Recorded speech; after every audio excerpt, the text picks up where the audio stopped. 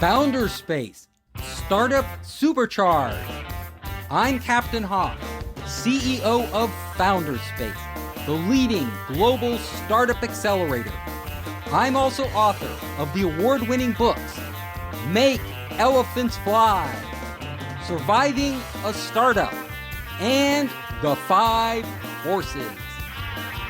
Today we have Jason Marc Campbell, and he is going to be talking about his book and his podcast of the same name, Selling with Love. Jason, welcome to the show, and tell us about love and selling. I love it, right? We're here on the podcast. We're going to talk about relationships, romance, and love. Yes, but we're not going to talk about that type of love. We're talking about another type of love.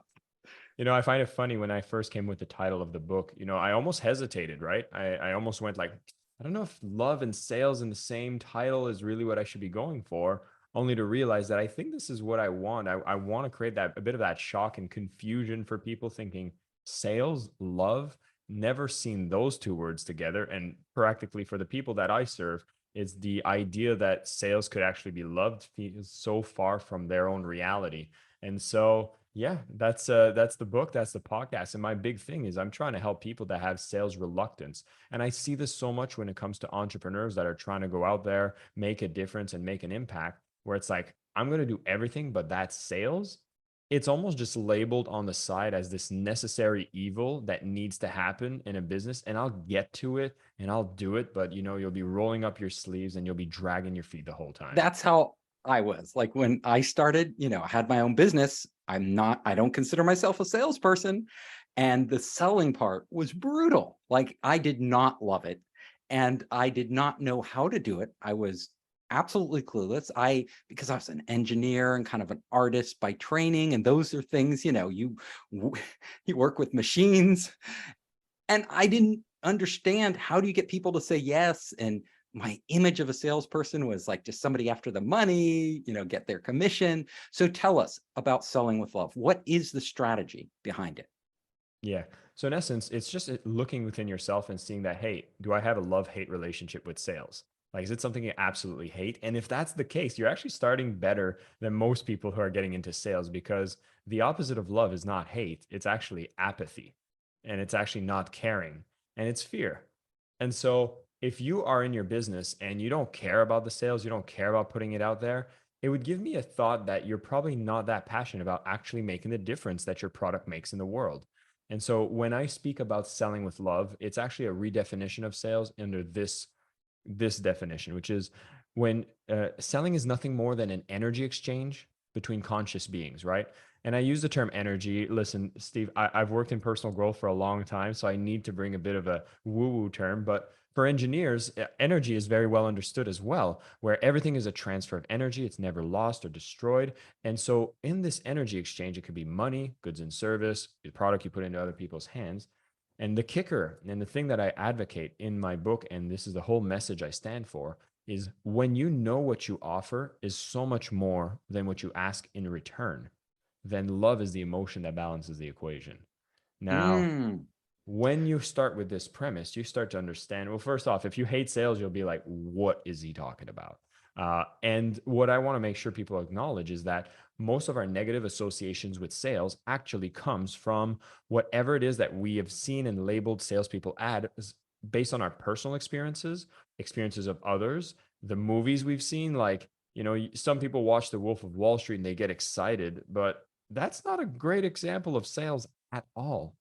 And I'd say for the majority of people who watch a movie like that are repulsed by a reinforcement of the stereotype of what sales is. Yeah, pushy Now, people trying to manipulate you, gaslight you into doing something that isn't necessarily in your best interest. yeah. So my impression, Selling with Love is if you're talking about loving your client, your customer, and go into that, the psychology of that, how that works, and how to most effectively do it. Like I'm an average entrepreneur. I know I'm good at building my company. I'm good at building my product or service, but how do I get there? Yeah. So for most people, especially in the field of engineers, we sometimes fall in love with the wrong thing first. We fall in love with the product. And one of the traps that happens from that is you can be obsessed with your thing that you're building, but you've forgotten about who it's supposed to serve. And even before that, what problem you're actually solving. So in the book, I go through the methodology of selling with love, which has 5 loves involved. And I say the first thing you need to fall in love with is actually the impact. What's the difference that you're wanting to make? What's the problem you want to solve? And getting very clear on that.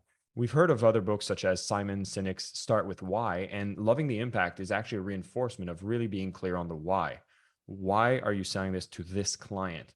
Why are you building this whole initiative and the problem you want to solve in the world? And why are you personally like looking to bring this to the world? What satisfaction are you looking to have? And I think once you start getting clarity on this, and for anybody listening, I would want to make sure you're able to answer these questions, because oftentimes in sales, people will be like, why are you presenting this to me? Why are you excited about this? Are you just trying to sell me something? Often comes from not being able to answer the question of why you're actually doing this. So that's And actually I the first prescription. you made a really good point, impact, because at the end of the day, your client cares most about the outcome and you know, if you don't understand why the client needs the product and what it's going to do for them, then you can't really sell it. Because, I know a lot of people, they will give a demo of a product and they'll spend 20 minutes, a half an hour, 45 minutes on the demo, but maybe only 10% of that is relevant to the client. That's, their outcome, the impact they want is much, much narrower, or it could be totally different than the points they're speaking to. And that's not love. That you're not hitting their sweet spot. Yeah. And if you look at someone that's amazing at PR, right? And love him or hate him, I personally love him, but I'll look at Elon Musk, right? And he keeps beating the drum on the impact. He's like, I want to make humanity an interplanetary species. And that's been the big message he's been pushed as to his reasons for being, reasons for doing. And when people hear that, there's so much less reluctance to move forward with, supporting his projects in space, supporting the projects around solar energy and with the cars. For me as a sales trainer, there's so many sales trainers out there, but I go to people and I say, listen, I'm tired of seeing douchebag marketers and salespeople going out there and scamming people. But I think ethical businesses and people trying to do good in the world need to embrace sales as the beautiful tool that it is. And the moment I start talking about this, some people go, "Oh, that sounds interesting. This actually like is something I can relate to, and I want to be one of the good people too." So it becomes so powerful in your messaging, just being clear on the impact, whether it's for yourself, whether it's for the world, or what is directly going to do for the client. So I really want people to be able to start from there, and then they can step into loving the client. Great. And so number two. Yeah. So loving the client, once you've gotten an idea of what impact you want to do, start caring for the client. And I always make the joke, it's like, no, do not start a romantic relationship with the people you want to sell to. It's not the effective way we're talking about here. Loving the client's really about understanding the client. And it's very interesting when we get started, we often are so in a position that, okay, we can serve everyone. We're very scarce in the way that we think if I start selling this to everyone, I won't exclude anyone. I'll take business from anyone. And the problem with that is you speak to no one in a noisy world. We're really trying to, like, the two big currencies right now are attention and trust. And that's what we're trying to get in the marketplace. And the way you can trust somebody is when they've actually taken the time to understand you.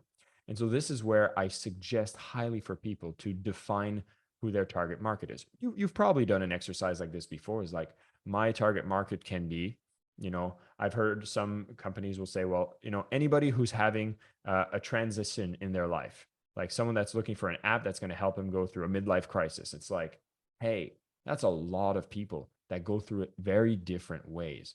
So the suggestion I would give for anybody is whatever definition of your target market that you have, if you had to be more specific, what else could you filter? And I want you to get so specific that it's almost ridiculous.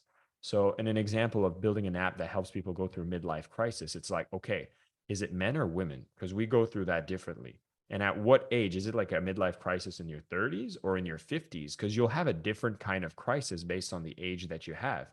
You start thinking, okay, well, what industry are they working for? Are they in middle management? Are they engineers themselves? Are they entrepreneurs?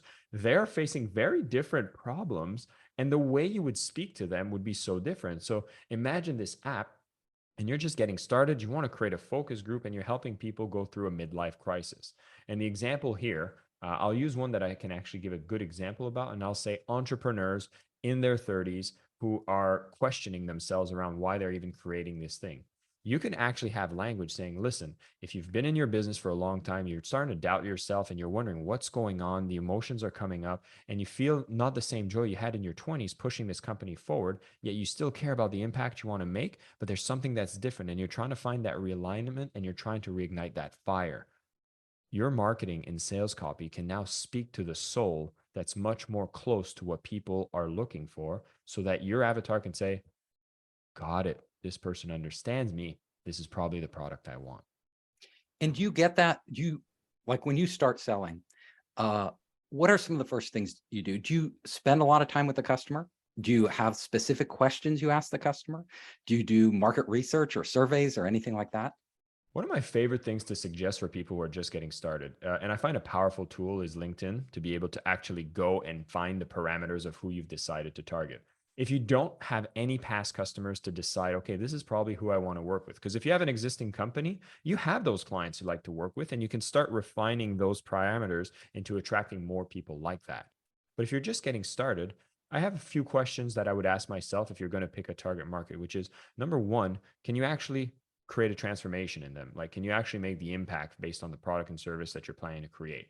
Number two, if you had a choice, pick someone that might be fun to work with. You're going to be building a whole business around that. So actually have it be fun to serve that avatar, have a reason to serve them that might be even more than just the data. And number three is make sure they're capable of buying your products and service. Because I see Right. so many so many times it's like, oh my God, I'll be serving a younger version of myself. And this app or whatever I've created ends up being a solution for them. But you back then didn't have any money and wouldn't even spend on it, right? Right. So when you at least start with this, I suggest going on a place like LinkedIn. And what I suggest for people at the beginning stages is when you find that target market to reach out to them. And I always say, go and make a connection request. And of course, if you're on LinkedIn, add a note, because if there's no note, there's like so many connection requests. It's so rare people that actually add a note that's relevant to who I am. I see some notes that are generic, like copy paste, but you can actually reach out to people with showing interest in them. And some of the scripts I'll often suggest for people getting started would be I'll reach out to someone like Captain Hoff and I'll say, hey, Steve, love your work, but I'm actually doing a research project on authors that have written several books that are looking to grow in their space, get more attention, get more traffic, and stand out as a leader within their niche. I'd love to ask a few questions to see about the common struggles. And I Hmm. send this as a connection request. Does it work 100% of the time? Nope. But can you find 100 people? Yes. And then I suggest you start having conversations to ask questions like, all right, so what are your goals? I've been trying to actually put together a service to help authors like you to scale, but I'm wondering, is it even something you're looking to do yourself? Have you considered to work with an agency? And you start just being curious in the people. At the beginning, I wouldn't even worry about the script. The only thing I might want you to nurture within yourself is a sense of actually caring and being curious. Because when you're curious and caring, you don't need a script. You're just having a conversation with someone saying, like, listen, I'm looking to build something. I'm looking to connect with a human being I could potentially serve. I have nothing to sell you. I just want to gather some data. But at the end, if you'd like me to give you some more details when the product is ready, I'll be happy to do so. Yeah, so that's a good piece of advice. Saying it honestly for entrepreneurs, saying, we haven't even, because I think entrepreneurs should start this sales process before they build their product, not after. Because if you build it and nobody cares, it doesn't matter. So before they even build their product, they can go out on LinkedIn and say, I haven't built my product yet. I'm an entrepreneur. I'd love to get some feedback. I want to make sure I'm building the right product. Then it's clear you're not selling them. You're just getting information because you don't even have a product. And that's a great way to gather information early. I also, one of the things I think is, LinkedIn is getting kind of spammy now, lots of incoming junk.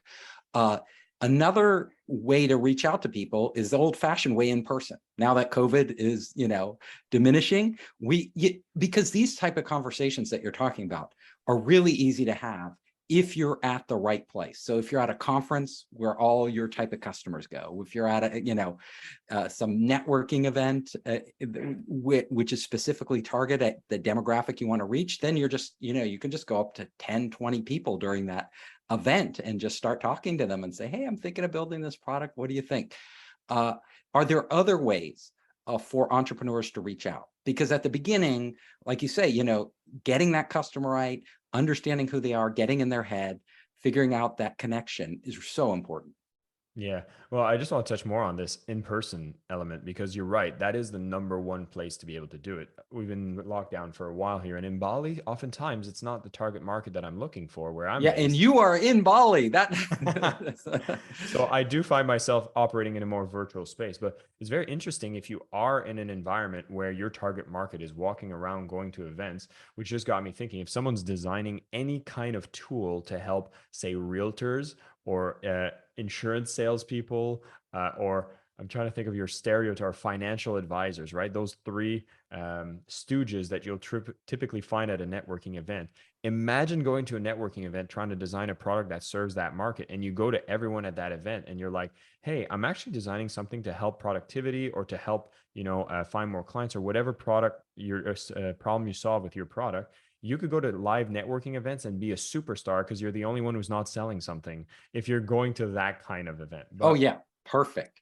And what so are there other avenues like LinkedIn, in person, any other ones that you found work? Yeah. Well, one of the best things I like to do is using other people's platforms. And this is really to reach more traffic and do research. Is there's often existing authorities, influencers that are having active conversations with your potential client.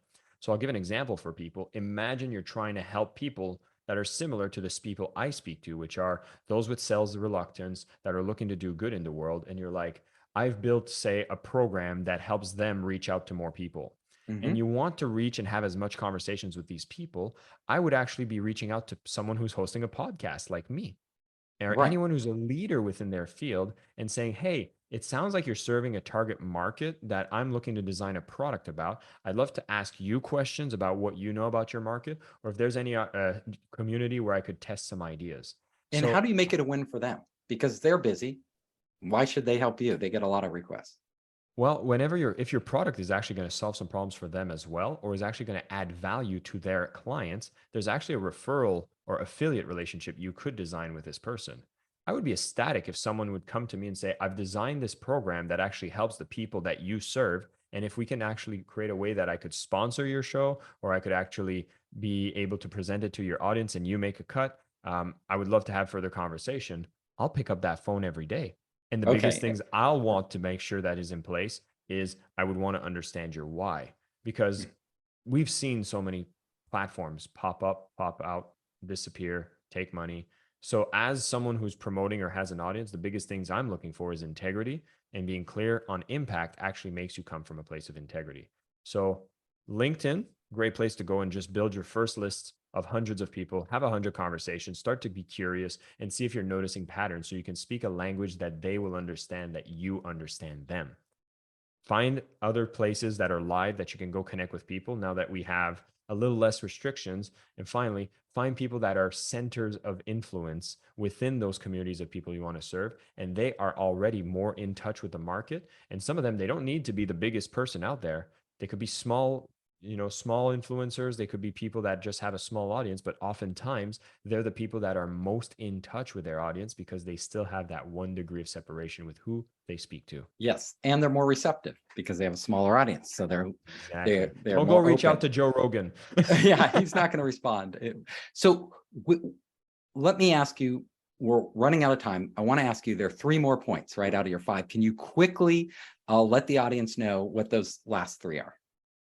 The one I'll focus the most on to just say is the product. Loving the product, although I find for your audience is more than likely going to be the one that has the least resistance, is build an amazing product. It's so hard to go out there and sell a product that you're not proud of. And if you're at the beginning stages, understand that you are on a journey and you are about to build something amazing. I would hope so. Else, this is actually a quote from you because we released your podcast recently, which is if you're not out there building the best product, then go find out who is and go work for them and sell them a reason why you should work for them. I am quoting you, Mr. Hoff, Yes. because I just listened to your episode we did together. And I think that's amazing advice. If you're out there, go with a vision of building an amazing product that actually will make the impact that you speak about caring so much. And those first three loves, when you have that, you understand the why, you understand the who, and you understand the what. Then it just leaves us with the fourth love, which is love the process of selling, which is the how. And my biggest message for people is just realizing The top salespeople do not look like the scammy, manipulative people you see in the media that make it for exciting movies. Top salespeople actually care about the customers. They want to make a difference and they sell products they're proud of. If you can have that in place, then you can turn around and start thinking, well, what are the strategies I want to apply? What are the tactics I want to do? Am I doing a LinkedIn reach out campaign? Am I going to run ads on YouTube? Am I going to go comment on stuff? There's so many things out there. There's not a shortage of information out there, but you won't care to look for it if you have that resistance against sales. And I'm hoping that for people that are listening, you've changed that mindset and you realize that sales is a beautiful thing and an essential thing, which leaves us with the last love, which is all self love. That's just understanding that you are enough. You can go out there. You will have fear of rejections. We all have our insecurities when we reach out, and that's okay. Go out there and do your best. There's practices I always suggest for people to come and show up as their best, because it's an emotional roller coaster to be an entrepreneur. And the sales part is the one that usually will trigger you the most. So enjoy the journey and go build amazing stuff. Jason, thank you for sharing the love. And can you let the audience know how they can find you? Well, we talked about LinkedIn, so I'll suggest for everyone here that's maybe having any kind of sales reluctance, I'd love to hear from you. I'd love to see if there's a part that resonated with you more than others. And I do have a checklist on how to show up with love and questions you can ask. So just connect with me on LinkedIn. Go on LinkedIn, find me, Jason Marc Campbell. And of course, as I've mentioned on the call, connect, add a note, tell me you just heard me on the Founders Space podcast. And then I'd love to have a conversation. I hope you enjoyed the show. If you liked it, hit the subscribe button and share it with your friends. You can help us create more great content by subscribing and sharing. Also, if you want to access our online startup program, our investor network, and our entrepreneur resources, just come to founderspace.com.